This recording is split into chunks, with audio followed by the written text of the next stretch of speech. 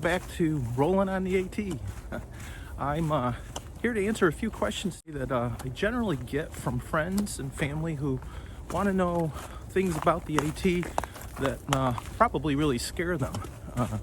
And as I go through this, I hope it's helpful to other folks who may have questions about the AT as well. First question typically is, who are you going with? And my answer is always, nobody. I'm going by myself. And you're going by yourself? How are you going to do that? And the answer to really is this. I'm leaving mid-March, very popular time on the trail, and I'm positive, based on experience, that I will run into people on the trail who will hike about the same pace as I do, stay at the same shelter areas I do, and probably even do the same resupplies I do. So on the trail, that's called a tramily, and it's short for trail family. So while I'm leaving alone, I will probably not be alone on the trail for very long. So that answers the question, are you hiking alone? Second most popular question I get is, how long is the trail and how long will it take you? So this year, 2021, the trail is posted as 2,193 miles from Springer Mountain, Georgia to Mount Katahdin in Maine. And I have set a goal to average minimally 14 miles a day. Early on, I will go a lot slower and lower mileage than that. But using a calculation of 14 per day, it should take me 157 hiking days. And by that, I mean days that I'm actually on the trail. That does not include Neros, which are days where you hike short distance into town and do your resupply and shower and take care of all the things you need to take.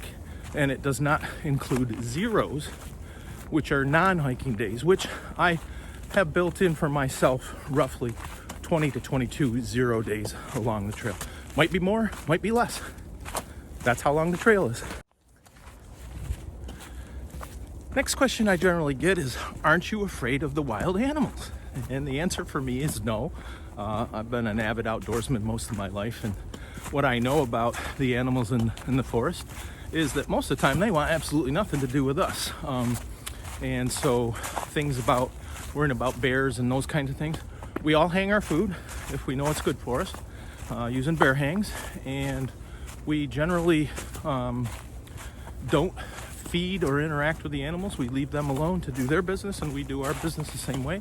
Matter of fact, the hope on the trail is you leave no trace. So not even feeding the mice, which is generally probably the closest thing to a wild animal that tries to interact with hikers on a regular basis. So no, I am not afraid of the wild animals. The next most common question I get is, what's a trail name and how did you get yours? So here's my story. Trail name is something that you are typically given. Some people choose their own, and it represents something about you that other people perceive, or maybe you want to project. But mine was a given name. Section hiking from Winding Stair Gap to Klingman's Dome one year. I was hiking with a group of people, again, a tramily, and one of the people in that group was hiking with me as we were descending down into Fontana Dam area. And I happened to say to that person, man, I love rolling down these hills. And the person goes, well, that should be your trail name. It should be Rolling. And I said, Rolling. I like that. I really do. So I adopted it, and I maintained that name for the remainder of that hike. And the following year I started the trail. Same thing, had that name as my trail name. And I hiked again with a new group of people. And one of the gentlemen I happened to hike with, for whatever reason, that individual could not say Rollin'. He would say roll on. And I kept saying my trail name is Rollin', and he would say roll on. So other people around us began calling me Roll On, and so there you have it. That's how people get their trail name, and that's how I got mine. Resupply and food. How do you get your food on the trail is another question that's common. And truth is, there's a variety of ways to do that. Some people, including myself, occasionally will send resupply boxes in advance of themselves to a post office box or possibly a hostel or someplace they might be staying.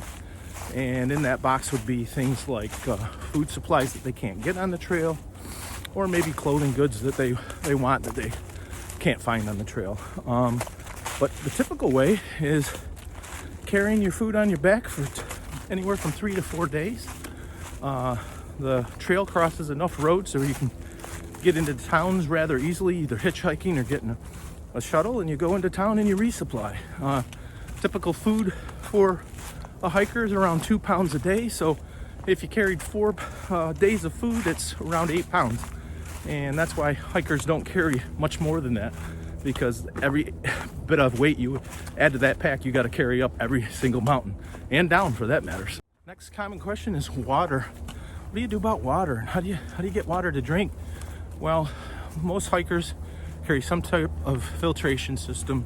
Very popular with hikers is a Sawyer filtration system. I have a Sawyer squeeze, and basically you get water from a spring, which is fairly common in the south, running stream in a mountain, and you filter it through that filter into bottles or whatever you're using to carry your water in.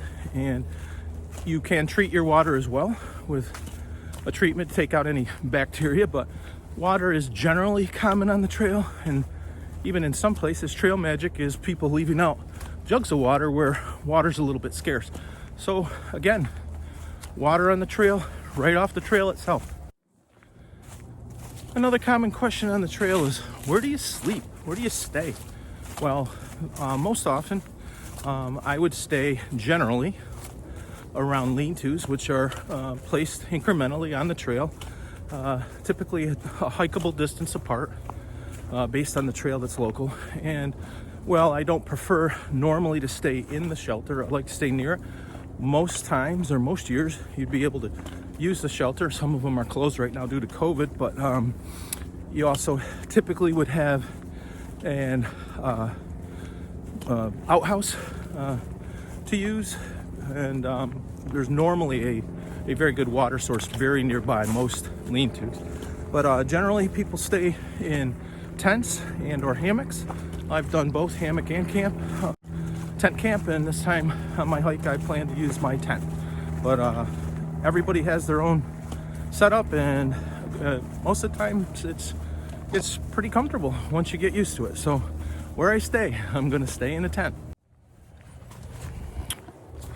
Last question for this particular video is, how much do you have to carry?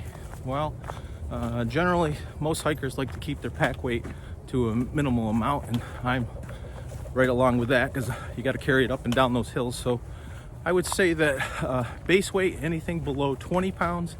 Base weight is weight of your pack and your essentials minus food and water. And so my winter sack, including food and water, probably will hover around 30 pounds, maybe a little more on given days. But my base weight will probably be somewhere around, I'm gonna say 20 pounds. So that's how much I have to carry.